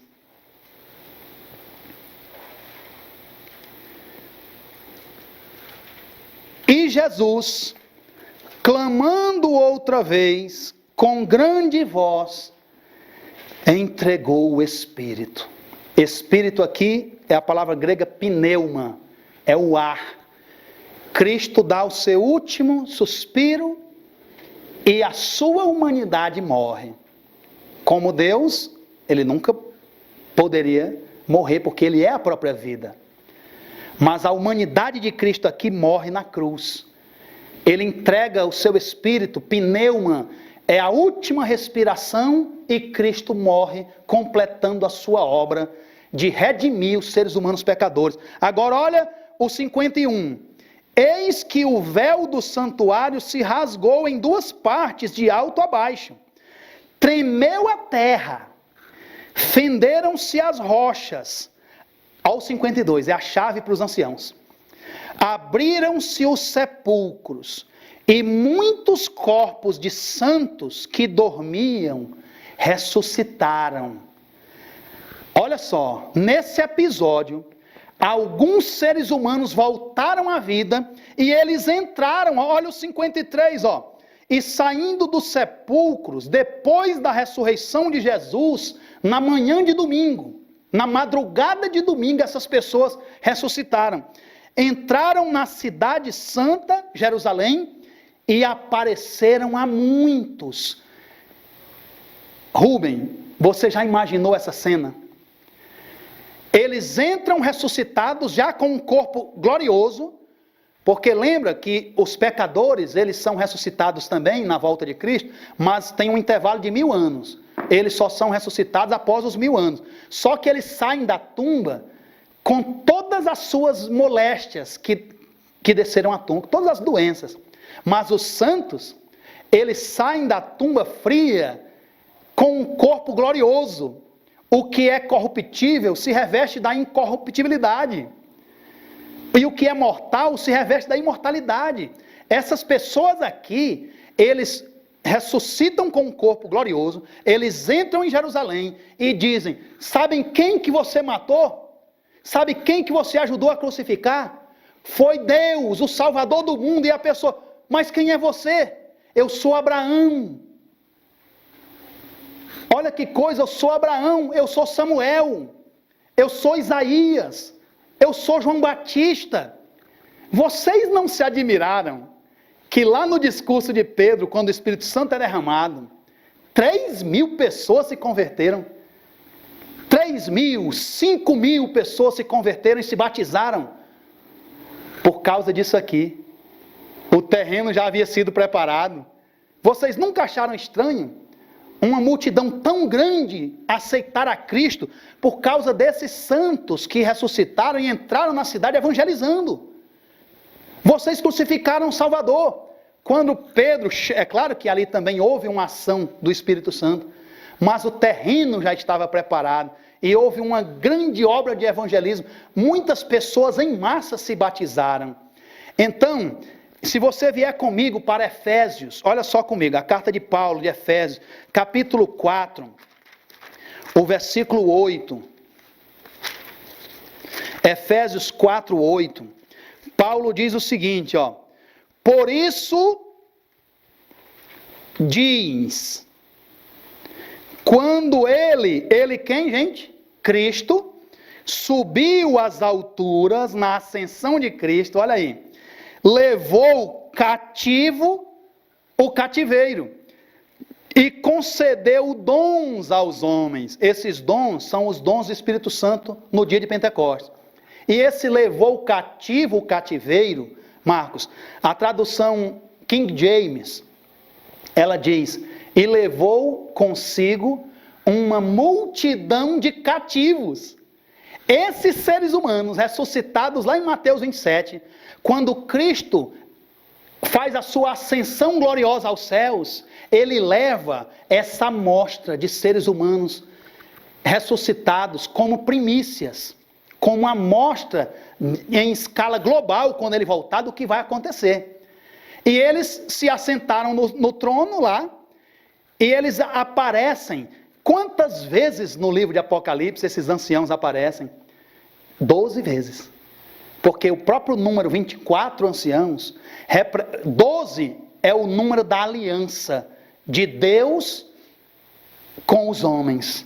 Deus é representado pelo número 3 e a humanidade pelo número 4. 3 vezes 4 dá 12. 12 é o número da aliança. Divindade, 3, vezes humanidade, 4. O número 12 representa o povo de Deus redimido. É por isso que nós temos as 12 tribos no Antigo Testamento, os 12 apóstolos no Novo Testamento, a cidade santa, os 12 portões, têm os nomes das 12 tribos, elas estão sob o fundamento dos nomes dos 12 apóstolos. Os 144 mil é 12 vezes 12 mil. Então aqui, esses 24 anciãos representam o povo de Deus redimido. Eles estão lá no céu com Cristo. Eles aparecem no capítulo 5, capítulo seguinte, no versículo 8, eles aparecem levando as orações dos santos perante Deus. Então eles estão ajudando a Cristo nas suas funções sacerdotais.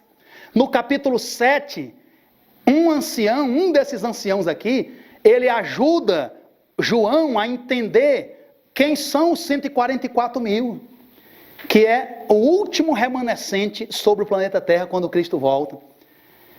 Eu acredito, isso é uma visão bem particular, tá, gente? Que lá no capítulo 7, sabe quem era aquele ancião que ajuda João a entender quem são os 144 mil em Apocalipse 7, 13? Nada mais, nada menos que o próprio Daniel. Ninguém menos que Daniel ajuda, ele que for ajudado pelo anjo Gabriel lá no seu livro, agora ele ajuda João a entender. E os anciãos, eles em diversas partes do livro, eles aparecem ajudando João sempre que ele tem uma dúvida.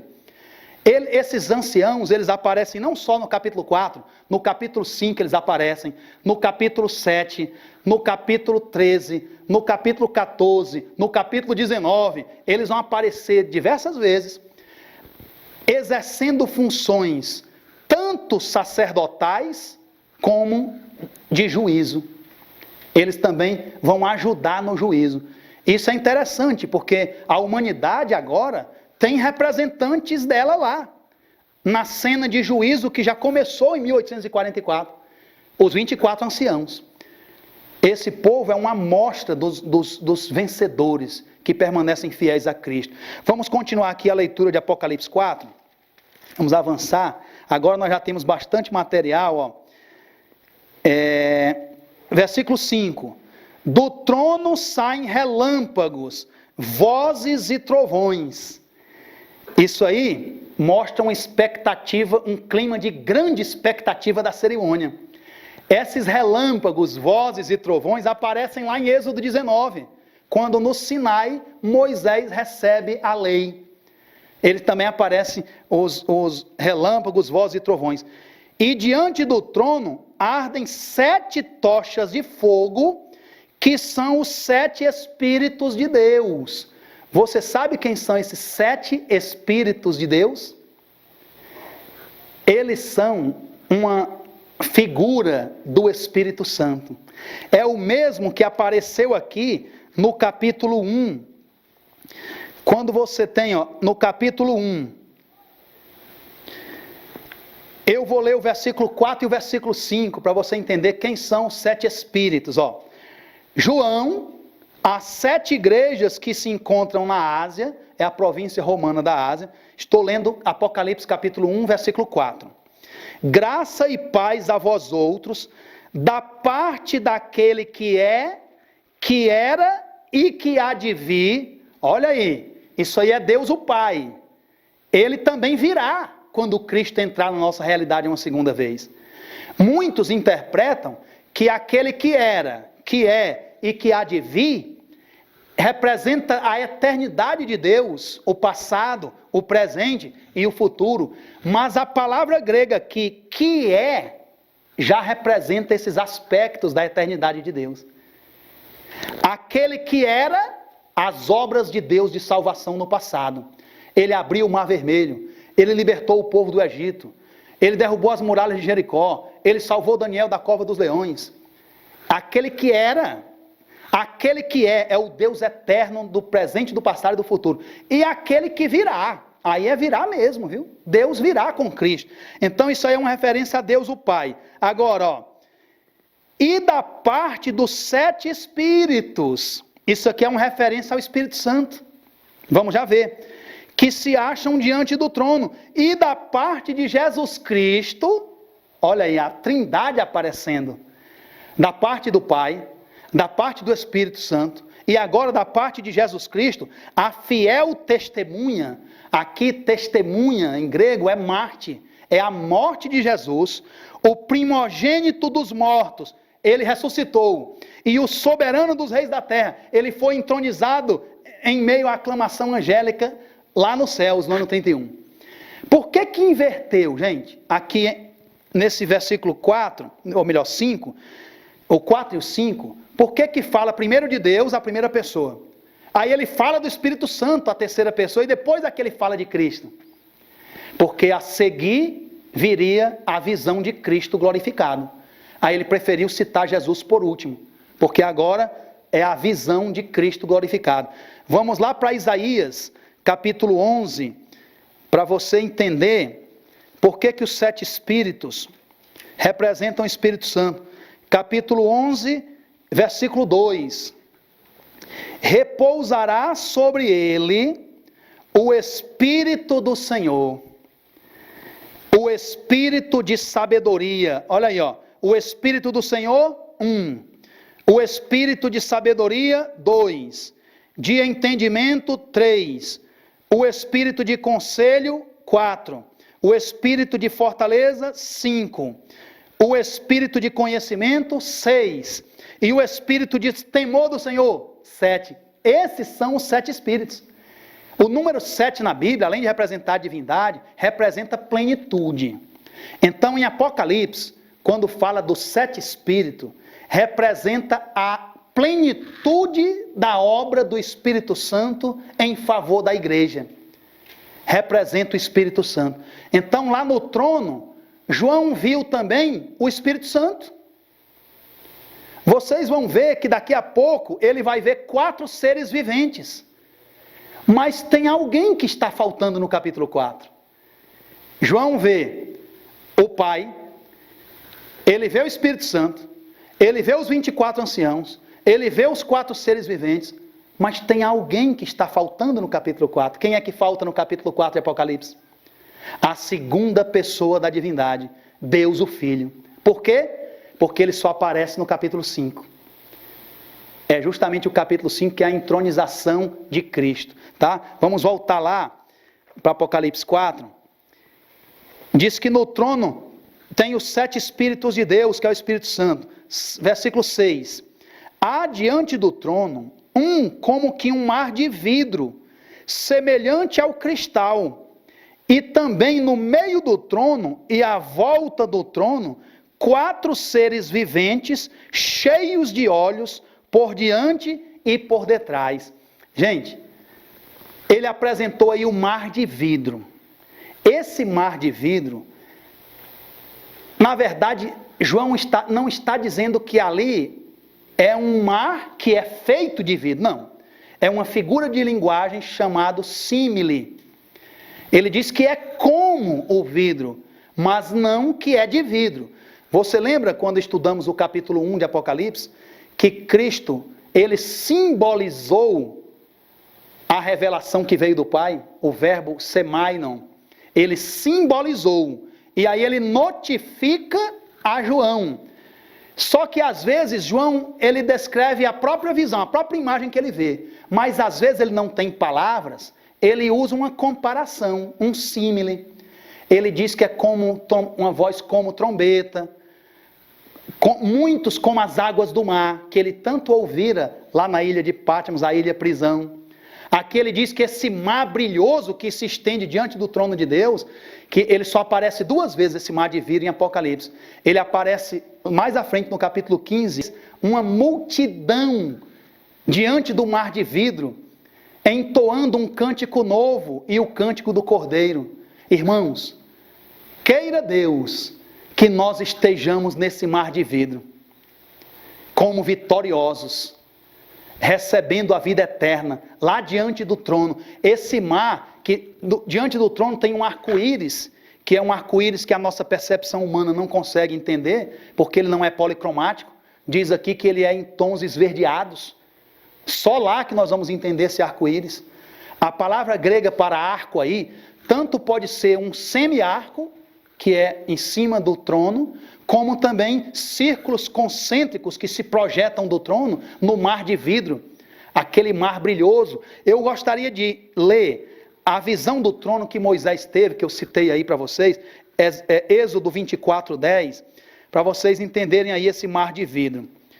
Gênesis, Êxodo, capítulo 24, versículo 10.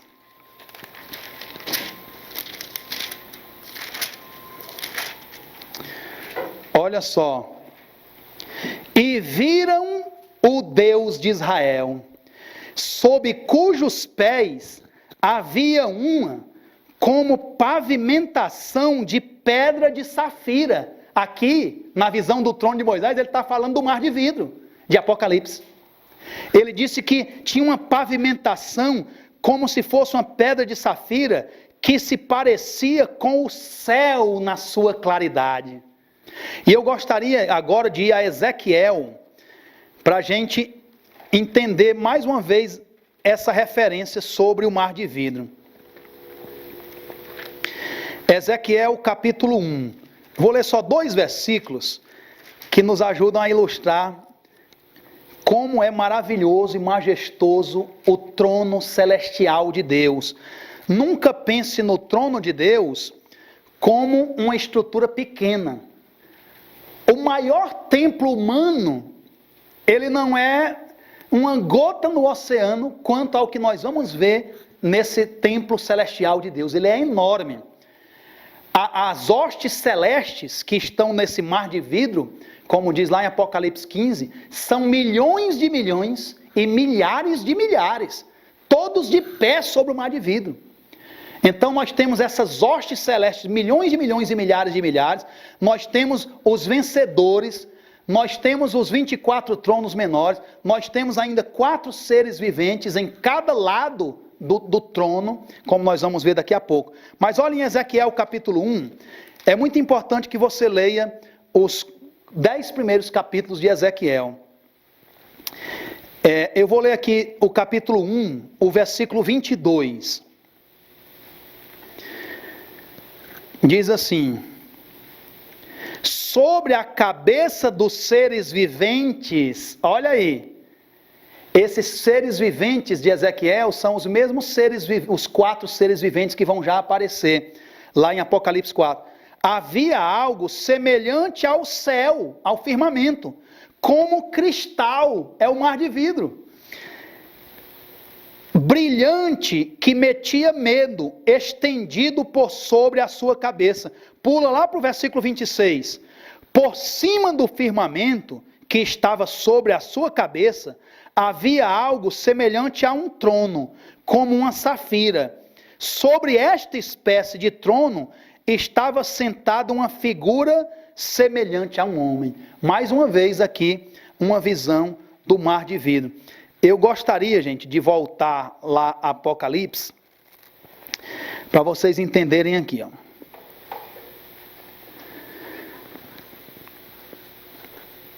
O versículo 6 nós lemos que há diante do trono como que mar de vidro, semelhante ao cristal, e também no meio do trono e à volta do trono, 4 seres viventes, cheios de olhos, por diante e por detrás. Queria me concentrar agora nesses 4 seres viventes.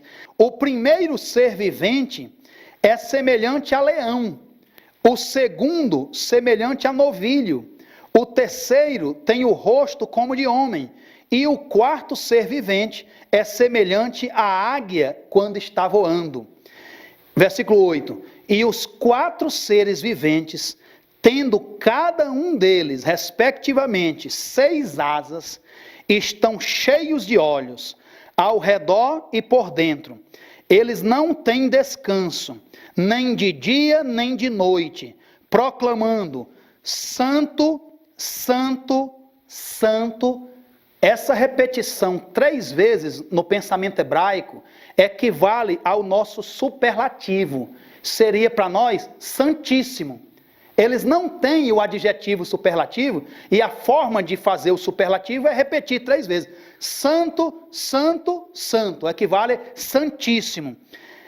É o Senhor Deus, o Todo-Poderoso, aquele que era, que é e que há de vir. Gente, nós não podemos pensar que Deus manteria esses 4 seres viventes como autômatos, diante dele, repetindo uma única palavra, Santo, Santo, Santo, eternamente, que nunca sairiam ali diante do trono. É claro que não é isso. O Apocalipse, ele é escrito em linguagem simbólica. A linguagem apocalíptica, ela é diferente. Você tem isso até às vezes nos evangelhos. Cristo falou: orai sem cessar. Isso não significa que você está o tempo todo orando, orando, orando e não para comer, para descansar. Esses seres, eles também não estão lá inebriados, como embriagados, falando uma única palavra. Não, eles são guardiões do trono. Eles também executam os juízos divinos.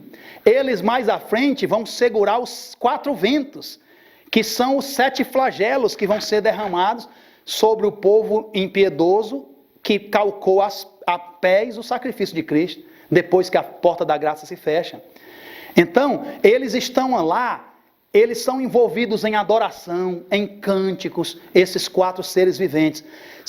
Olha a diferença. Vem comigo em Apocalipse 6.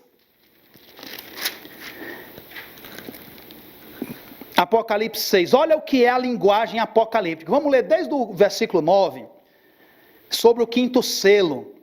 Quando ele abriu o 5º selo, vi debaixo do altar as almas daqueles que tinham sido mortos por causa da palavra de Deus e por causa do testemunho que sustentavam.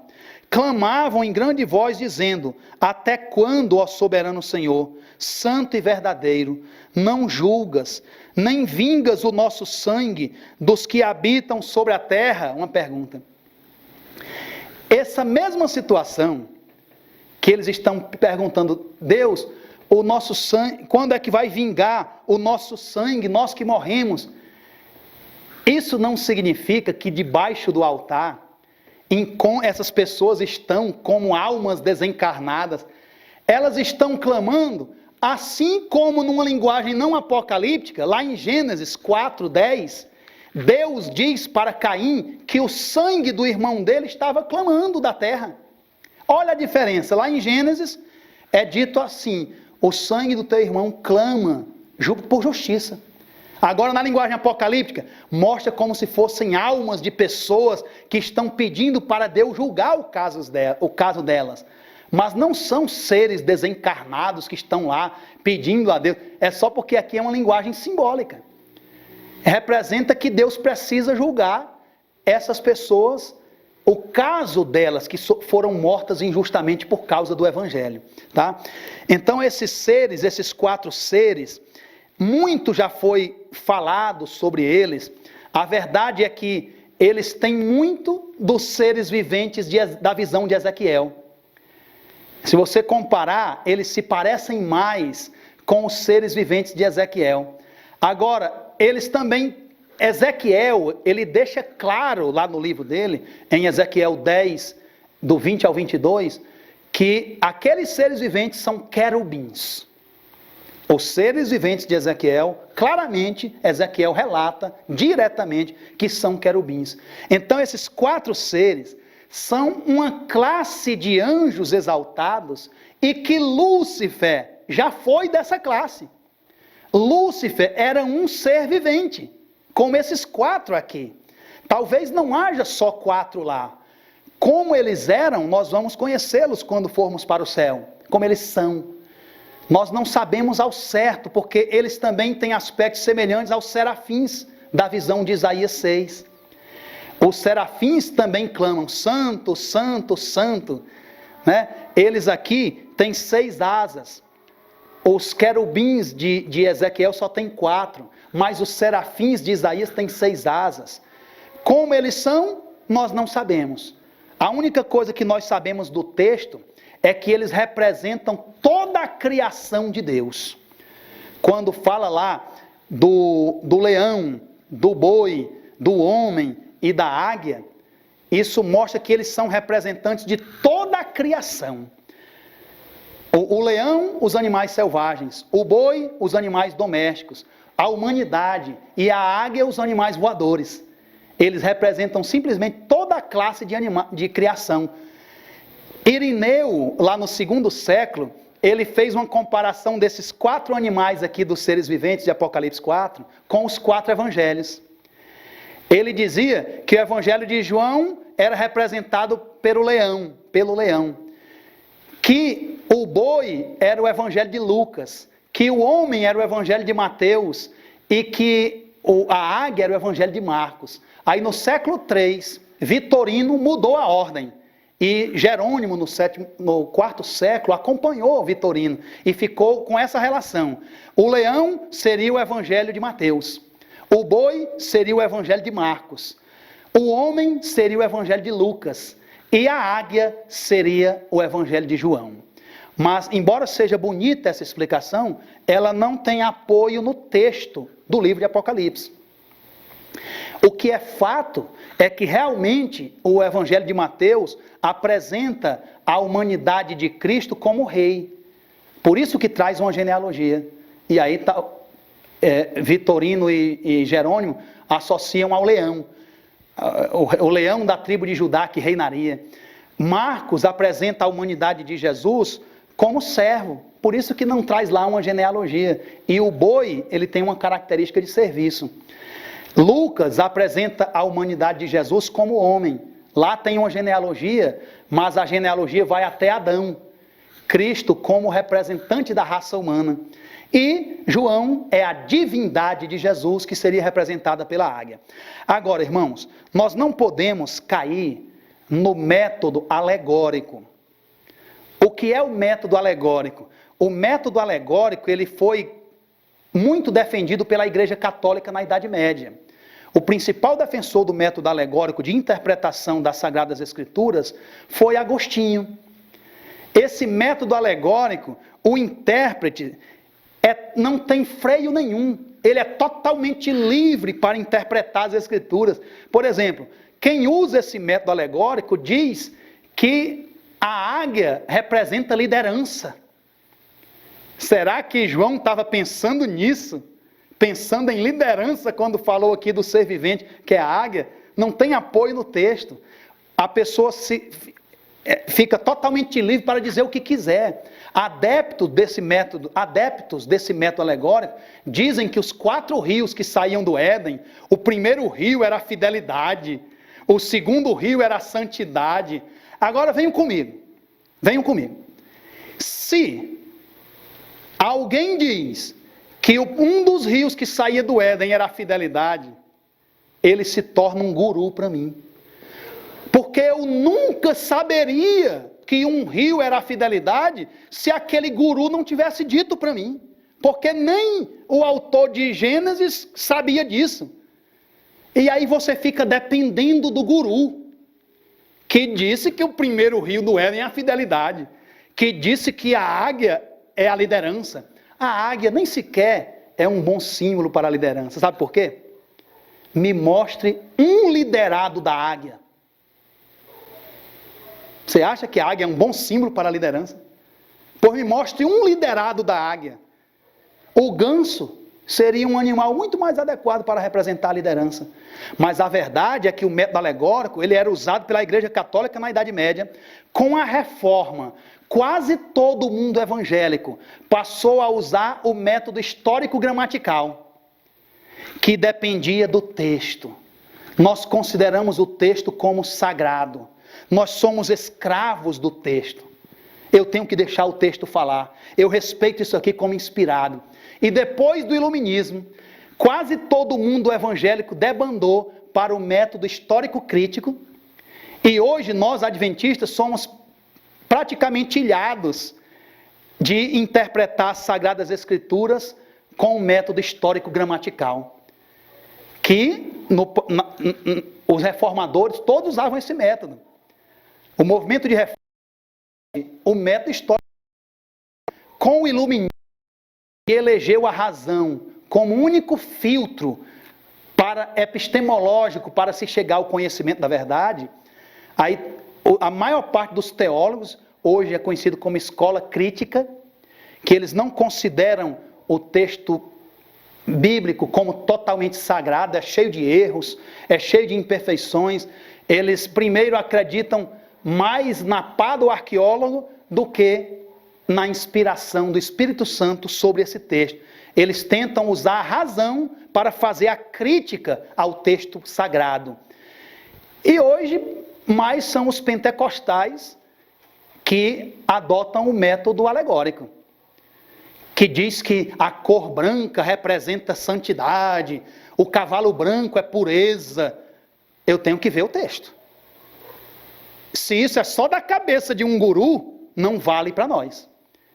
Tem que ter algum apoio escriturístico, tem que ter algum apoio bíblico. Então, o que nós sabemos sobre esses 4 seres viventes é que eles têm uma aproximação com os querubins de Ezequiel, com os serafins de Isaías 6, que eu quero até ler esse texto ainda hoje que eu prometi, e eles estão muito conectados ao trono de Deus. Eles são os que estão mais próximos ao trono de Deus, eles são os guardiões do trono e que executam as ordens de Deus.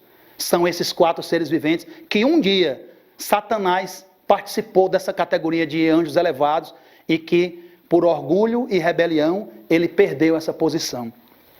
Vamos continuar em Apocalipse.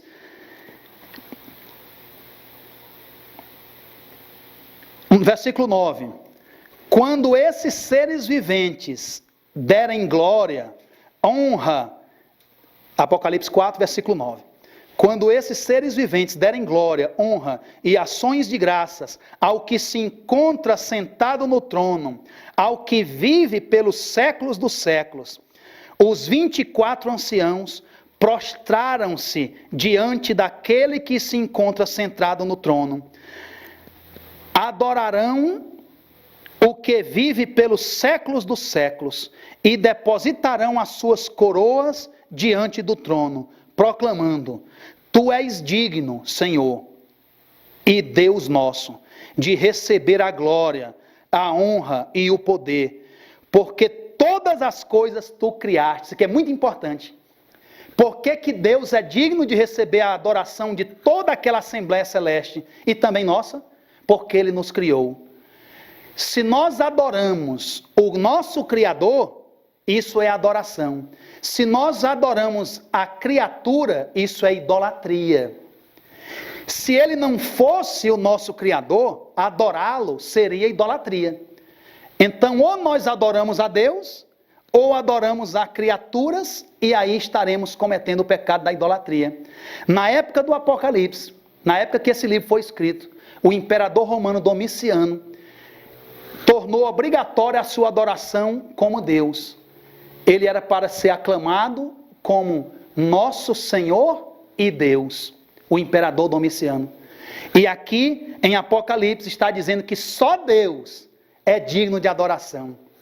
E aí ele diz: por quê? Porque todas as coisas tu criaste.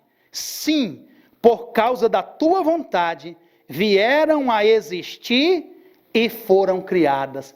Aqui os teólogos deslizaram um pouco como é que as coisas existiram antes de serem criadas.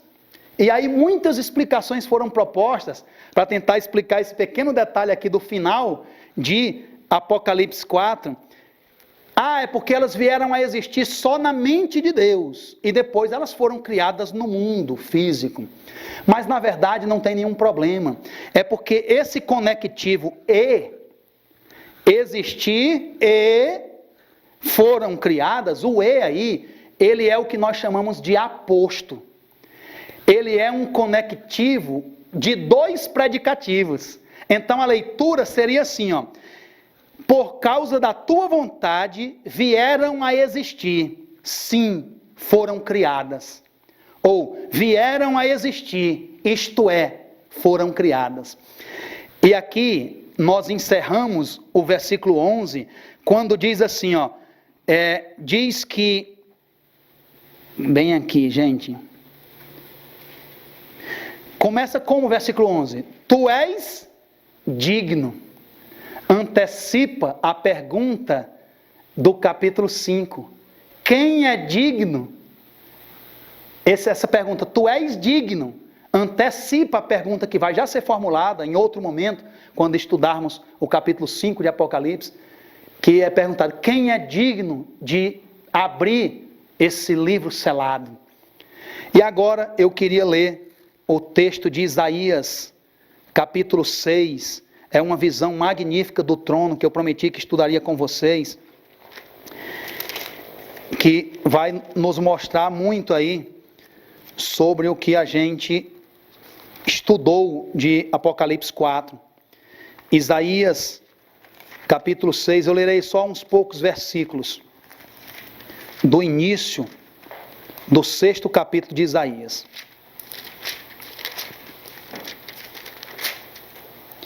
Vamos lá? No ano da morte do rei Uzias, que eu falei hoje que ele teve um longo reinado de 52 anos, eu vi o Senhor assentado sobre um alto e sublime trono, e as abas de suas vestes enchiam o templo.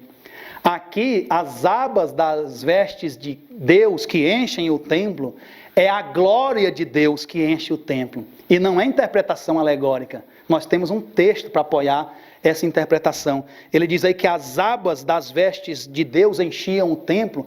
Não é que Deus tem um vestido como de noiva que está enchendo todo o templo. É a glória dele que enche o templo inteiro. Agora, vocês não acham estranho, irmãos, Isaías começar uma visão tão elevada, dessa maneira, dizendo, no ano da morte do rei Uzias. Certamente não é só para dar uma marcação cronológica. O sentido aqui é muito mais elevado. Ele começa dizendo isso, no ano da morte do rei Uzias, eu vi o Senhor assentado sobre um alto e sublime trono, enquanto todos em Israel estavam preocupados por causa da vacância do trono. Israel estava sem um rei, o rei morreu, e todos preocupados por causa da vacância do trono, Isaías tem uma visão e diz, tem um Deus soberano assentado em um alto e sublime trono. Nós não estamos desguarnecidos. É por isso que ele começa falando aí da vacância do trono. O versículo 2, serafins estavam por cima dele. Cada um tinha 6 asas, olha, como os 4 seres viventes de Apocalipse 4. Com 2 cobria o rosto, com 2 cobria os seus pés, e com 2 voava. E clamavam uns para os outros, dizendo, Santo, Santo, Santo, Santíssimo é o Senhor dos exércitos. Toda a terra está cheia da sua glória. As bases do limiar se moveram à voz do que clamava, e a casa se encheu de fumaça. Então eu disse, ai de mim, estou perdido. A palavra hebraica aqui é ai de mim, estou morto. Sempre que o homem contempla Deus, essa é uma reação comum. Ele tem uma sensação clara da sua indignidade, da sua pequenez, da sua pecaminosidade. Moisés escondeu, virou o rosto diante da presença de Deus. Êxodo 3:6. Jó teve ódio de si mesmo. Jó 42:6. Quando contemplou o Senhor. Isaías disse, ai de mim, eu sou um homem morto, porque eu vi o Senhor. Ele se sente indigno. Porque sou homem de lábios impuros, habito no meio de um povo de lábios impuros, e os meus olhos viram o Rei, o Senhor dos exércitos. Certamente, apenas o olho pecador é que não pode contemplar o Senhor. Mas os anjos estão diante dele, 24 seres humanos redimidos estão agora diante de Deus, 4 seres poderosos, um tipo de anjos, eles estão lá como guardiões do trono. Cristo está sentado à direita do seu Pai, que ele também virá quando Cristo vier. Isso é maravilhoso, irmãos. Essa esperança deve nos acalentar nos momentos de dificuldade. Essa esperança de que Deus está no trono e que as nossas orações são por Ele escutadas, que há anjos mensageiros que são designados para nos ajudar aqui nesse planeta. E interessante, esses anjos, eu já falei em outra ocasião para vocês, que para cada servo de Cristo, Deus designa um anjo aqui na terra para nos proteger. E que só na eternidade nós lembraremos de todos os livramentos que esses mensageiros fiéis a Deus fizeram nas nossas vidas. Será que nós teremos tempo? É a eternidade. Nós vamos conhecer cada segundo de atuação desses mensageiros de Deus. E o interessante, eles têm acesso direto ao trono de Deus, sem marcar audiência. Esses anjos chegam o tempo todo ao trono de Deus, para trazer notícias suas. Mas se Deus sabe tudo, Deus sim, mas eles não. Eles vão chegando, Deus já diz, ajuda o Rubem nisso. O anjo pensava que ia trazer uma novidade sobre o Rubem. Os anjos responsáveis pelos seres humanos que estão caminhando aqui nesse mundo tenebroso. Porque uma coisa é certa, sempre que alguém abre a boca neste mundo para dizer que é um servo de Cristo, forças do mal se levantam para persegui-lo. Mas ao mesmo tempo, anjos poderosos nos guardam na mão daquele que pode tudo. Irmãos, o nosso mestre está voltando para nos dar o toque final da eternidade. Ele virá em labaredas de fogo, não mais como um bebê indefeso numa manjedoura, mas como um rei poderoso, com uma coroa de además, descrita lá em Apocalipse 19, para nos dar a eternidade, para trazer paz definitiva a este pequeno mundo rebelde, um ponto no universo. Entrega o teu caminho ao Senhor, confia nele e o mais ele fará. Que Deus nos abençoe.